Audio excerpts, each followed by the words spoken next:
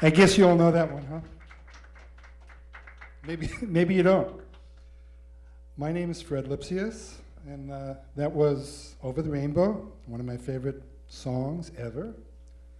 And one of the reasons I like it is because of it's the idea of creativity,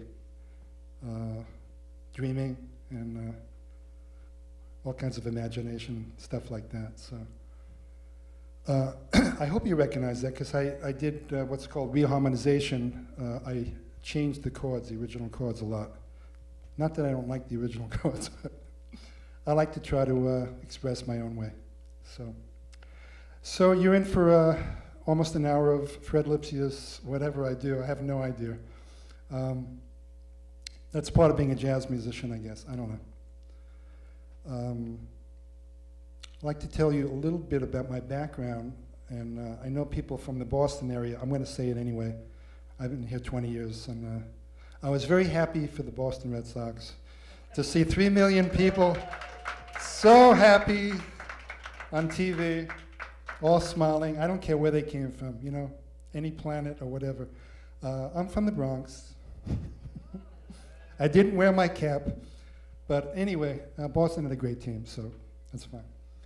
Born in the Bronx, and I started with music. Actually, when I heard Louis Armstrong on TV when I was a kid, playing with his band, they were improvising, and I said to my mom, I want to do this. I thought it was, I don't know, jazz, whatever. But I thought everybody just improvised in the band, totally. And I just wanted to let the general public know. I tell people, well, I don't have to do this where I teach. I'll tell you about that in a minute. But when people improvise, like Louis Armstrong, they play off the format of a song. There's a chord progression with a melody. So after you finish the chord progression, the sequence of chords that accompany the melody, you go back to the beginning and start through the same sequence over and over again. And so that's what Louis Armstrong and his group, I imagine, were doing when I saw them when I was 7 years old. I don't know. Maybe they weren't. But I thought everybody improvised. But I like the idea in jazz. I'm a jazz musician, that you play free. You have a lot of freedom in the way you express the tune. The way I played that song, for better or worse. I'll never play it the same way. And then I started playing clarinet when I was about 9. I was in a music class, a special music class, where in the 4th grade they test you and they go to the class. Okay, kids, is this the same or a different note? Now some kids say that's the same note. Is it the same note? Whatever. Anyway, I passed the test. I got into the 5th grade and music class for the 5th and 6th grades. I was basically the worst clarinet player in the class. There were about 20 string players and about 10 clarinet players, basically. And my teacher in clarinet used to come in he was not teaching at the school. I'd come in once a week, and the 10 clarinet players would go inside, and we'd all kind of giggle, because one of these twins, these kids, they used to make us laugh. They weren't very good clarinet players. So at the end of the semester, I was basically the worst clarinet player. And whoa, this is show and tell. We would get up in front of the room, and you can test to see if you were better than the next guy. So the 10 clarinet players would get up. And I was always basically the worst, because I didn't care. I used to like to play basketball. I don't have a picture there.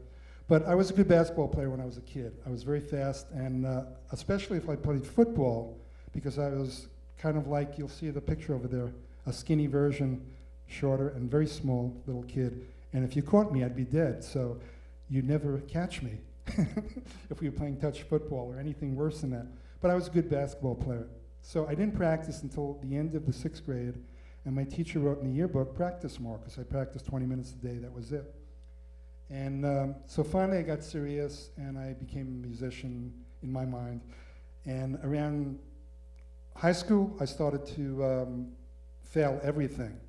My wife didn't believe me until I showed her last year my report cards that I was almost a 95 average student, probably out of fear, not necessarily brilliant, but whatever, I don't know. But as soon as I decided to become a musician, everything went downhill.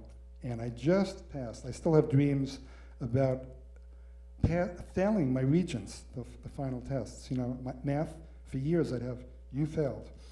So anyway, I made it. I went to Music and Art High School, which was a special school down in Harlem. We used to pass the Apollo Theater, where James Brown would play. And then after that, I went on to after Music and Art High School, I went on to where I'm teaching now, to Berklee College of Music. And I went there about 1961 for about 3 or 4 months. I didn't go too long.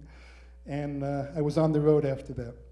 And but I've been teaching at Berklee. I've come back for about 20 years now, since 1984. And I've taught all kinds of very eclectic subjects. Right now I'm teaching private saxophone lessons, about 10 students. And I teach piano, comping, that's accompaniment, so people can play in groups, function in a group.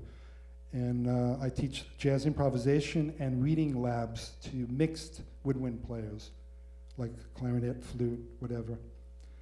And so that's kind of what I do. I've taught lots of other subjects, but that's what I'm doing now. So I think I'll play a little bit of saxophone for you. I've been, after clarinet, I went to saxophone with the alto, which I'll play. I also played a year or two later the tenor, a bigger one, which I'm not going to play right now. And I'll talk to you about the piano later.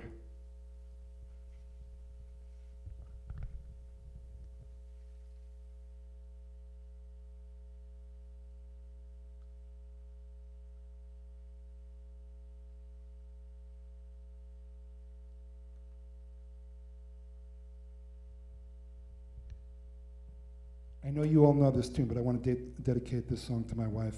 This is one of her favorite songs.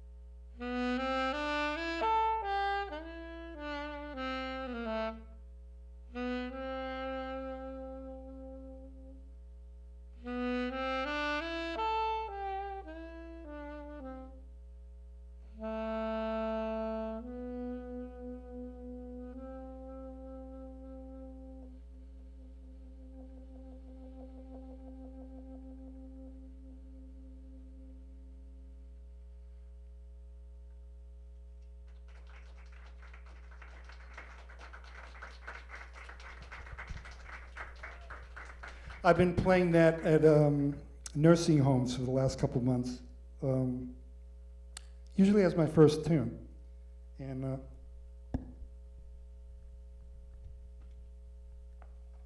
since August 2004, or actually July or June, I don't remember now, I've been playing about 30 nursing homes and mental hospitals and senior assisted homes, whatever.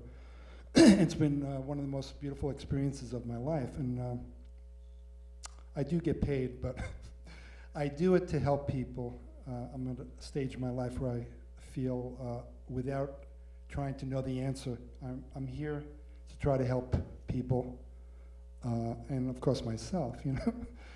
You can't help people if you're not together a little bit yourself, but it's been extremely rewarding, and usually after I play in the afternoon, usually it's in the afternoon, I feel great the rest of the day until I go to sleep. Unbeknownst to me before I did this. So it's been wonderful. And all kinds of experiences I'm not going to get into now with a lot of people that, you know, people come up and thank me and they say, thank you for saving me. You know, I guess they're in a prison within their own, wherever they are, in a sense, within their own minds, you know, lonely or whatever. I'm not saying everybody's like that, but anyway, it's been wonderful. And so I'm continuing to do that. And I play light jazz, I play piano, kind of like what I'm doing now, but I'm going to try to play a little jazzier and more of what I do. When I play for the people, I try to play a little simpler and not lose them, you know? Play things that they make a bridge. So I'll play a little piano now for you. I'm going to do something I haven't ever done before, I think. Before an audience of more than a couple. I'm going to sing a tune.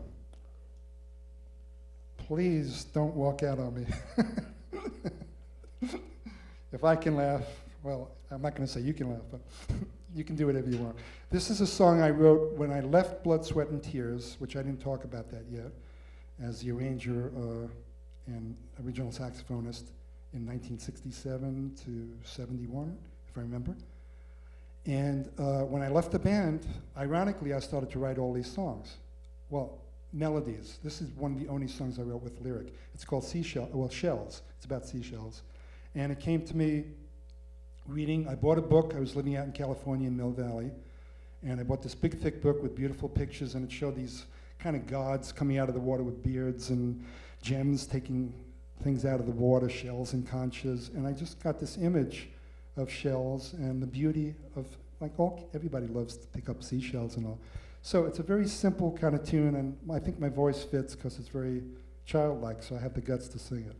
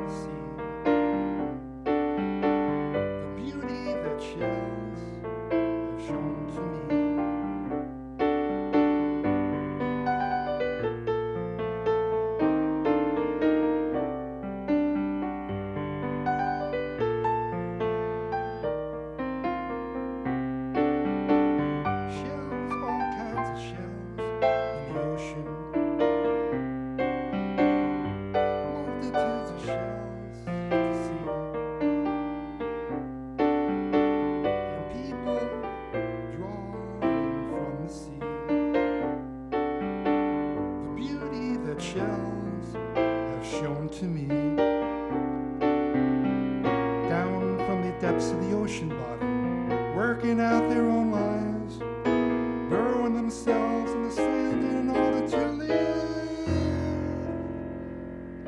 Shells, all kinds of shells in the morning light, light shining through, showing colors so bright, and people drawing from the sea the beauty that shells have shown to me.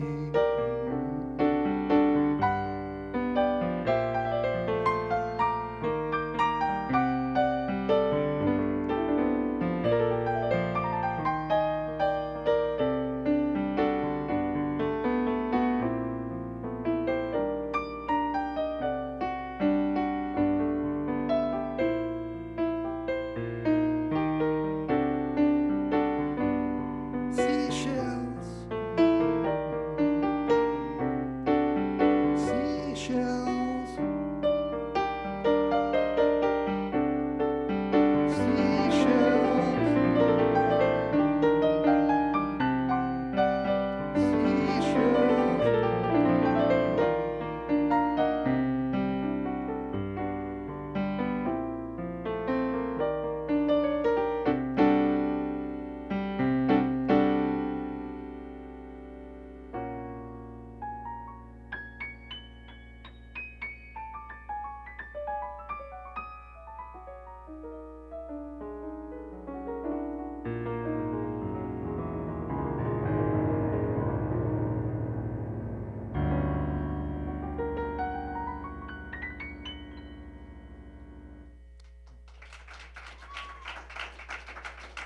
I tried. Now for something that I do. I've been doing this a long time. A little blues.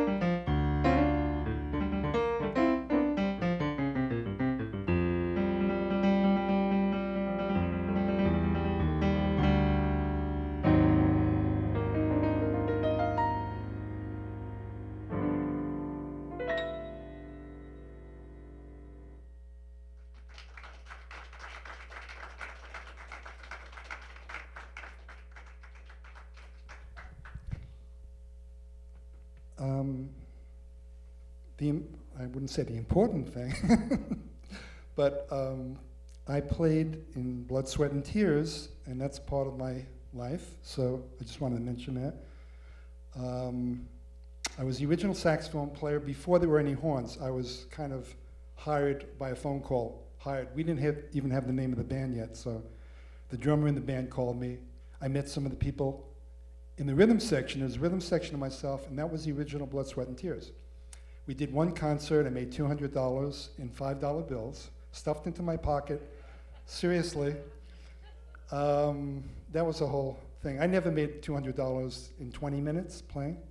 I made $175 for a whole week in Puerto Rico or something, but not $200, you know. So I got $100 before I played, and the leader of the group said, it was like a mafia scene. He said he found these bills in his pocket. They were like $100 worth of fives, and he stuffs it, finds these things, you know, like tax forms and whatever, you know, and then he stuffs it into my pocket. He says, you get the other half after the show. I'm going, ooh, this is kind of crazy. Anyway, we did great. We played in the Fillmore East, opening act for famous groups at the time. I looked kind of like short hair at the time. The leader of the group said, you're not wearing that jacket. I had like a collegiate jacket on. He says, you're not wearing that. So he brings me this like Chinese Oriental silk satin shirt with 3 buttons over here. Very nice, and put it on.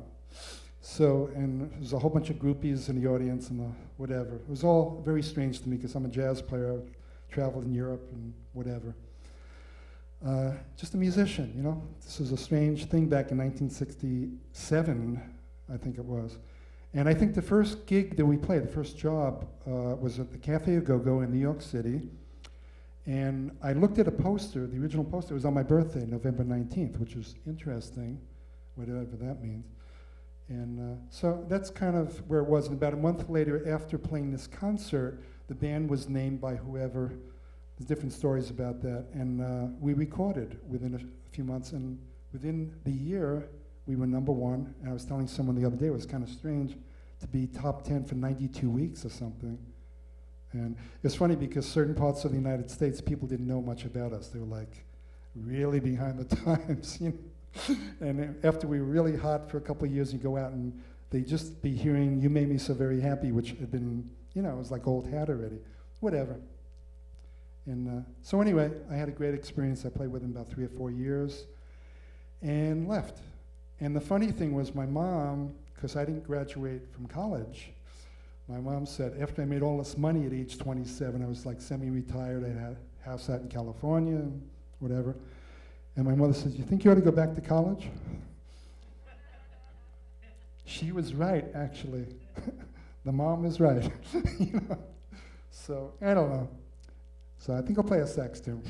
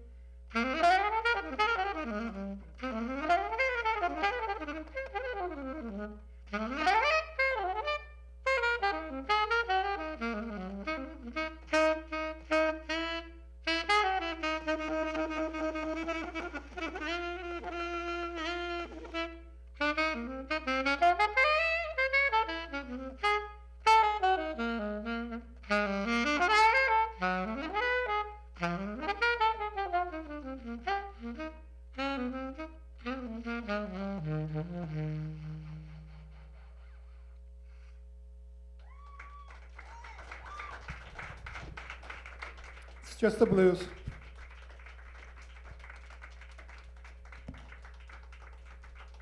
Should I talk about these pictures in the back? Too many things. It's better to play harmonica and forget about all this stuff. Where are those pictures? Oh, so what do I do? Okay. Just for fun, at the nursing homes, I tell some of the people that, besides telling you about the Yanks, or I'm from the Bronx, which is kind of a negative thing to start off with in Boston. This is a picture of me playing the clarinet. I tell people I was a thinner, little tiny version of me now. I was probably, I don't know, what, 8, 10? I don't know. The clarinet's as big as my arm here. Here's me saxophone, a little older, playing the alto. This is my father's artwork. No comment about that. But the rest of the stuff is his artwork, and I just wanted to show a couple things. We're coming to Thanksgiving, and one of the things in this show that I wanted to just say very briefly, I wanted to just thank my mom and dad. My father passed away about 8 years ago, and my mom's 87. She's in Fort Lauderdale, and she gets around pretty good. She can walk to the pool by herself, which is, I have to keep up with her the last time I was down there. And the one thing that she really gave to me, I think, is she was a great listener, and I think people need to listen to each other a little more. I won't say any more about that. She was always very encouraging when I was playing my music as a young kid, and she'd always say, "Are you still playing? You still in that room? You know, practice." You know, usually it's like you got to get in there and practice. You know, she'd almost say, "Stop already," you know. And my father was, as a hobby, he did art. He was kind of a frustrated artist. He was in the printing business with his brothers, and I thought he was very talented. I have a younger sister and brother. They have mixed feelings. I don't know. I don't want to speak for anybody else. But he wrote a lot of poetry that was never published. He tried, but I guess he didn't know how to go about it at the time. And he was always drawing pictures since I was a little kid. He used to go around with a pad and pencil and whatever. It was kind of like a Pied Piper. So here's, you got it centered on this. Okay, I'll read this. A lot of times he'd have poems in his pictures. This says, "Nothing happens until you act, so do it now and be exact." And I thought that was very good, just from the point of view, a lot of people, they don't try that hard, you know? I don't know. For better or worse, I'm an example of, I like to complete things. Not all the time, but I've been fortunate to have written about 5 books published worldwide with major companies. Not huge sales in music business. I've won 10 gold records. There's people that have done a lot more than me, but I'm just saying it's important to follow your dreams, and my father is basically saying, you know, you have to take action. You can't wait for somebody else to do it for you. And so at least when you get old, you can kind of say to yourself, well, at least I did the best I could. I mean, sometimes I fail, and I say to myself, I did the best I could. That's it, and move on, you know. Sometimes I cry, but... And here's a little cartoon here. These are just scattered pictures. My father was into horses. This is just a guy with a hat. What can I say? A feather? I don't know. I don't know what it means. Looks Italian to me. Actually, this is very good because my wife says I have a big nose, and that guy has a bigger nose than me. Compared to Japanese noses, you know.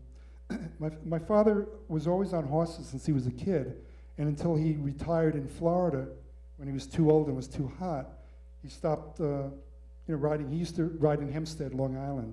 He was like a New York cowboy. We kids didn't really appreciate that, you know? I mean, how many people in New York, you know, it's like, hey, shut up, and everything's loud, and no one says hello to you on the street, you know? But he was into horses, and he probably... As I collected some of his pictures, I got to see a hodgepodge of another person's life. I'm a creative person. He was creative in another way. So I really appreciated gathering some of his artwork after he passed on. And, you know, what else we got here? This boat I like a lot. This is just personal taste. I just grabbed something. This is kind of a haunting picture to me if you would kind of frame it in a little bit. You know, good for an album cover or something. I don't know. And that's about it. Guy, I mean, he drew very simply. He did. The funny thing about my dad was, besides having all these colored pencils and pads he'd bring with him, when they retired years ago, in the last couple of years before my father passed on, they go into malls just to keep busy, you know? And my father would just leave my mother alone. He'd just walk off. He was into his thing. It would just be a very funny thing. He'd take his pad and draw a picture of somebody. He was like a Pied Piper. Young people, old people would gather around, and he was very good for what he did. And he'd leave my mother. She'd be screaming, "Bernie, come back!" You know, he'd go walking down the halls, and it was kind of, I'm laughing, but my mother didn't appreciate it. She went for lunch or something, I don't know. But he had a good time, and that's the way he was. But I think my creativity, because my father was always creating. And I just liked a lot of his stuff, you know. So that's that. I don't want to push my dad anymore. By the way, the blues I played on the piano at a certain point was dedicated to my dad. It was Blues for Daddy, amongst the billions of notes I played.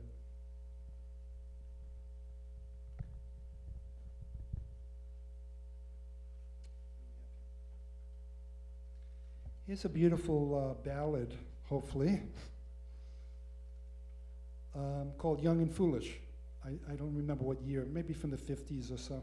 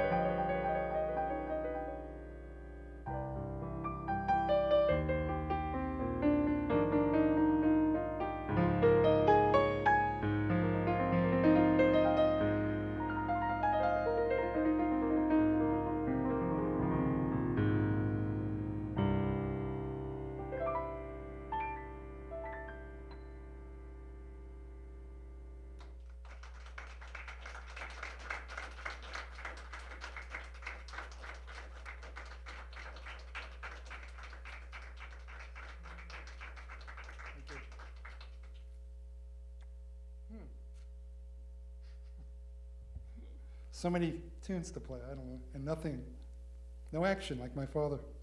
Take action. Let's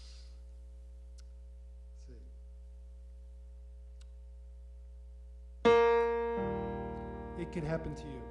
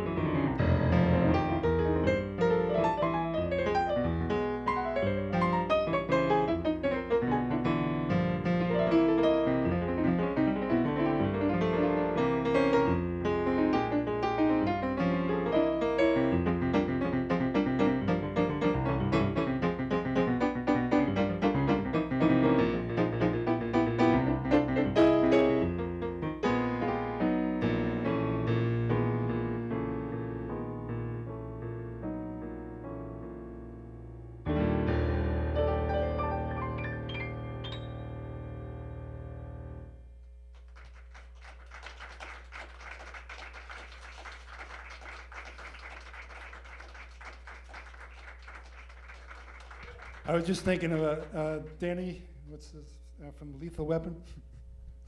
I'm getting too old for this. Too many notes. Sometimes I like it, but I don't know. I don't know. Okay. So in closing, I don't know what I covered here. Told you a little bit about myself. Probably enough, maybe too much. Thanksgiving, oh, it was just my birthday a couple days ago, turned 61. So this is like, for me, I'm celebrating myself because it's my party and I can do what I want. You know that old tune? I don't do this too often, so I'm gonna have a good time. What the heck? You sing that old tune? I don't know it. It's my party. I don't know it. That's good enough, you know. So, I'll just play something on saxophone to close, and thank you for all coming. And the Fred Lipsius Hour is closing gently.